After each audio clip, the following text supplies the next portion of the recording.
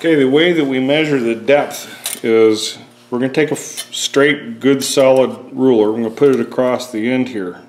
You can lay it this way if you want to, whatever. But I've already made my depth gauge a 1/2 inch. Pardon me. And so you can see that we've got a nice flat foot on this. And then I know that this is my deepest part. So I'm going to go to that and I'm going to say, okay, well, I've got another 1/8 of an inch to go at least. You can see it better. So I've got about 1/8 of an inch, and that'll give me a 1/2 inch foot, which will be a nice solid foot, because what we're going to end up doing is we're going to take a keyhole bit and we're going to make a nice little pocket on the top side so you can hang it on the wall. So you don't have to have any kind of a stand or anything like that, which will take away from the wood burning that I'm going to do on this later on. And then you can hang it up on the wall also. And the reason why we did a 1 inch foot here is because we're going to go up into it and we want that to be strong. This goes down at an angle, so I've got plenty of wood then to hang all of this weight on. So that's the next step. So there we go. Okay, so at this point we have a 1/2 inch. I'm not showing you all of this because, I mean, it's pretty obvious how you do it. One time going through. So that's a 1/2 inch, but on the end it's rounded.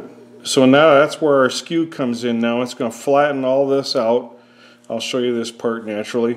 And then it'll be going in at an angle right here. And that'll give us the dovetail that the chuck is going to hang on to. And so I'll show you that.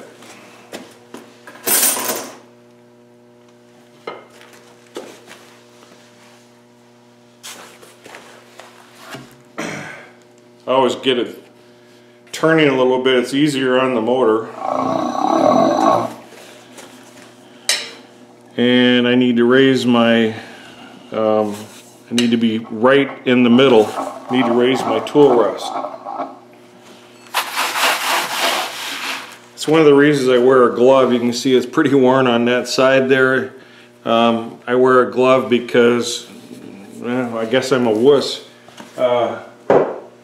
I don't like, this is awfully sharp right here. And I've had it where it's cut my hand, so I don't especially care for that. So I started wearing a glove. I got these at a place called Menards. It's a hardware store that sells, a huge hardware store, and they sell these fingerless gloves. I would advise getting a pair.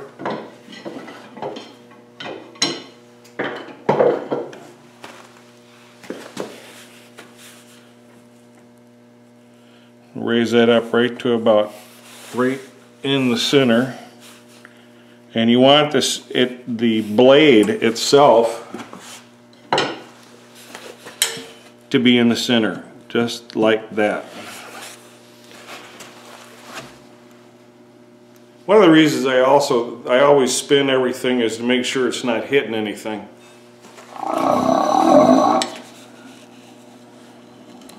So I use this to flatten it also. And it does a nice job of the scraping all that out, smoothing everything out, getting ready for sanding. Make short work of it.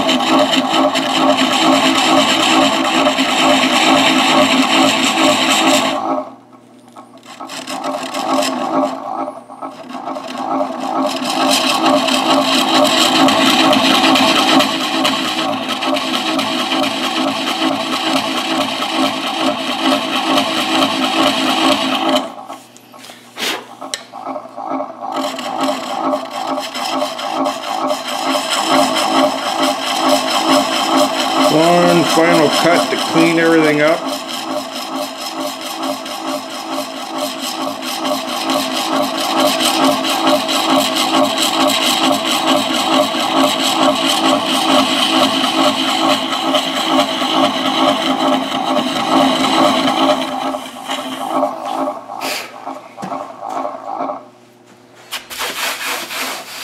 And so there we have our dovetail cut.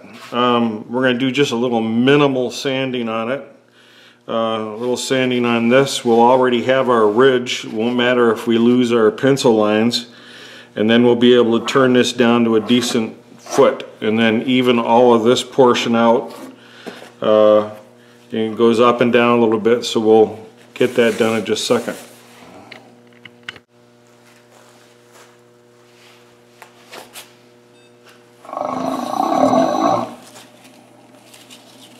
I'm using 120 grit here.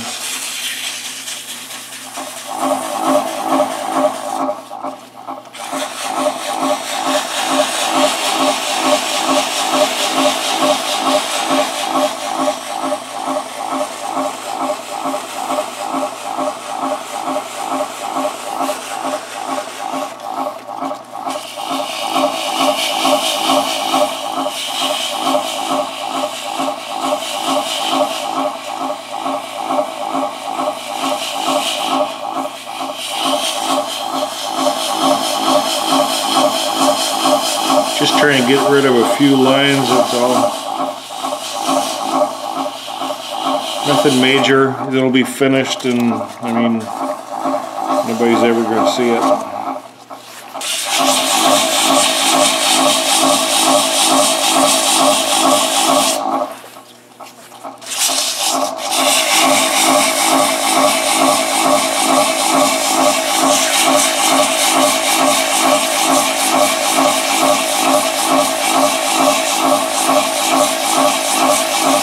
You want to move your sandpaper, otherwise you end up with lines in it,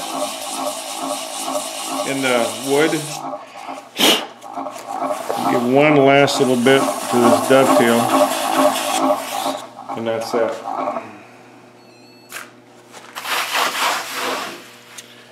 So you can see, so it's got a little roughness there, but it's not going to make any difference. It's going to be up against a wall or on a table. You can spend time on it if you want.